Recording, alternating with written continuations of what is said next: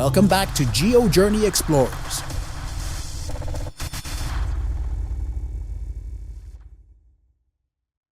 The global trade is under threat, and it's going to affect everyone. The Panama Canal, connecting the Atlantic and Pacific Oceans, is in the grips of a crisis that could reshape the landscape of international commerce. This waterway is facing unprecedented challenges as a severe drought tests the limits of its capacity and efficiency. What if this lifeline to 6% of world trade were to falter, disrupting the flow of goods across the globe? Picture a maritime traffic jam stretching over 80 kilometers, a bottleneck in the veins of international trade. For weeks, container ships have been stuck in front of the historic Panama Canal, an 100-year-old engineering marvel that facilitates the transit of 14,000 ships annually. However, the canal, once a symbol of seamless connectivity, now struggles with technical failures, space constraints, and the unpredictable wrath of climate issues. In this video, we will uncover the challenges pushing the Panama Canal to the brink and explore the looming question: is the Panama Canal dying? We'll also go over its historical background, economic importance, its working phenomenon, the issues it faces today, the measures authorities are taking to counteract, and lastly talk about what has Mexico got to do with all of this? Before we get started, make sure to subscribe to the channel for regular updates. Panama Canal was built in the late 19th century to connect the Atlantic and Pacific Oceans, and its construction faced insurmountable challenges: a dense jungle, a towering hill, and harsh tropical conditions, disease outbreaks, financial scandals, and the bankruptcy of construction company. After gaining independence in 1903, the canal was completed in 1914 at a cost of $375 million. It quickly became a crucial pathway, controlled by the United States until the 1970s. In 1999, Panama officially regained ownership of the canal, marking a historic turning point in its journey with the nation's destiny. Fast forward to today, and the economic pulse of Panama beats in sync with the Panama Canal. This engineering marvel has evolved into one of the country's primary financial pillars, contributing a staggering 10% to its overall revenue. The canal's significance extends beyond its physical expanse. It's a financial lifeline. Every vessel navigating its waters carries a price tag, and according to the Canal Control Authority, passage fees vary widely. From a modest $10,000 for the smallest vessels to a substantial $300,000 for the colossal container ships, these fees are the tolls that sustain the canal's operations. Oceanic giants, some measuring a massive 3.65 meters in length and capable of carrying nearly 12,000 containers, travel through the waters of the Panama Canal. During peak periods, competition for passage slots can reach to unimaginable levels, with slots even auctioned off. In a recent mind-blowing example, a chemical tanker paid a whopping $2.4 million to jump forward in the waiting queue. The revenue generated, coupled with tax contributions from associated activities, underscores the pivotal role this unique corridor plays in shaping Panama's economic landscape. But in the face of present challenges that we'll discuss later in the video, it raises a crucial question: can the canal maintain its economic prowess in the face of the looming threats? If you haven't subscribed to our channel yet, please press that red button and like the video. It helps out the channel. Before we move on to the issues Panama Canal faces today, we need to understand its working. The canal's engineering marvel lies in its ingenious design. Rather than clearing the entire path, engineers leveled the terrain and flooded it, creating two artificial lakes, Lake Gatun and the Alajuela, or formerly known as Lake Madden. Fed by inland rivers, these lakes maintain the canal's water levels. To traverse the road, elevated 28 meters above sea level, a system of locks is employed, raising and lowering boats with precision. Locomotives stationed on the canal banks assist in this intricate dance, guiding vessels through each lock. However, this engineering feat comes at a cost. With each boat passage, the canal loses between 200 and 250 million litres of fresh water to the ocean. While this isn't problematic during periods of ample rainfall, it becomes a critical concern during droughts, a challenge we'll explore further as we unravel the hurdles threatening the canal's sustainability.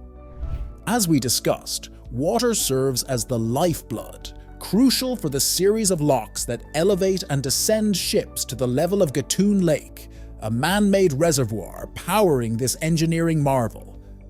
However, the vital water source is under threat as a severe drought, stemming from the El Niño phenomenon since July last year, 2023, grips the region. This climatic event has raised temperatures and diminished rainfall, causing Gatun Lake's water levels to plummet.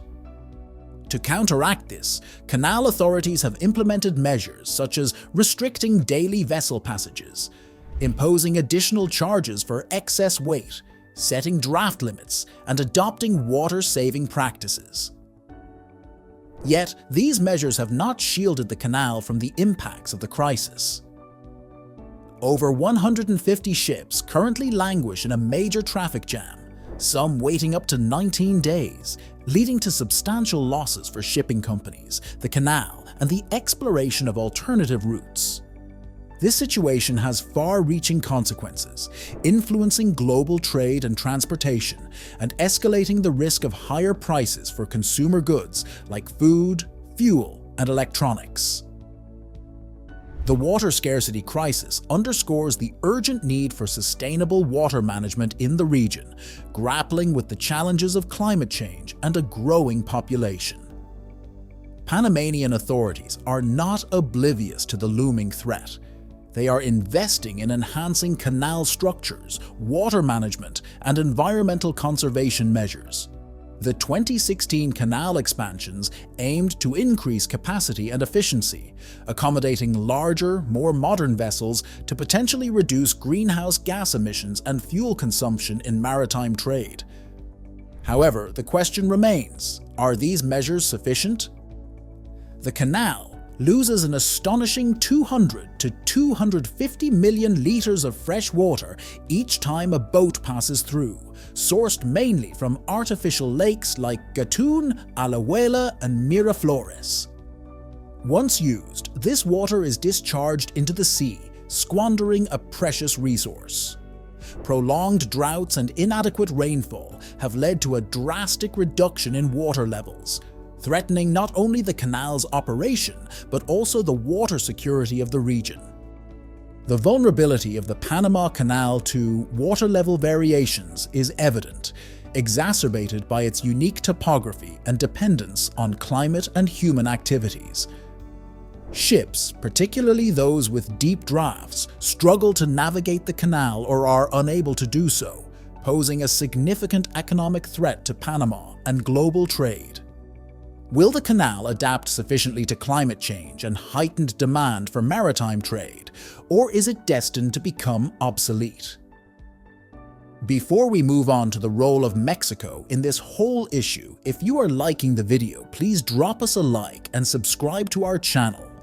Mexican President Andrés Manuel López Obrador is unveiling a new multi-billion-dollar rail network called the Tren Maya. As the Panama Canal grapples with water scarcity and operational challenges, Mexico emerges on the global stage with the promise of an alternative: the interoceanic corridor of the Isthmus of Tehuantepec, CAIT.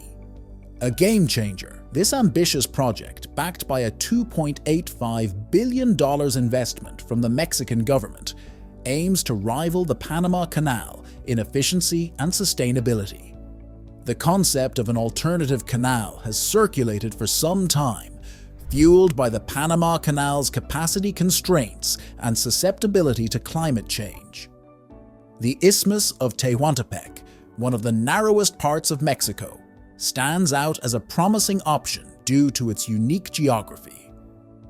A network of railways, highways, ports, airports, and industrial parks forms the interoceanic corridor, offering a comprehensive solution to connect the Atlantic and Pacific Oceans. In the face of the daunting refurbishment costs of the Panama Canal, estimated at up to $10 billion per lock, Mexico's interoceanic corridor gains significance. While the canal could potentially generate substantial revenue, over $3 billion annually, it requires immense upfront investments. However, financial challenges are not the only obstacles. Environmental and social impacts pose significant concerns.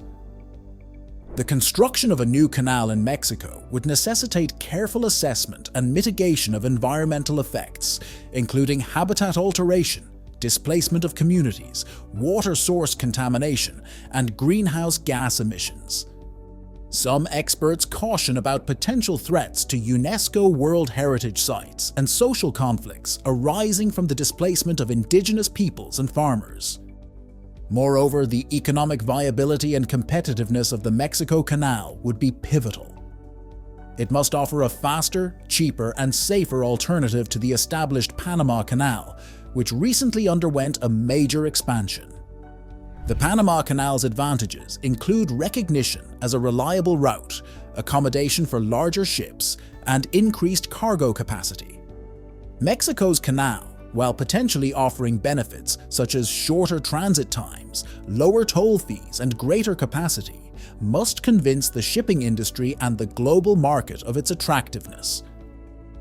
Despite these challenges, the Tehuantepec Isthmus's geographical advantages cannot be overlooked.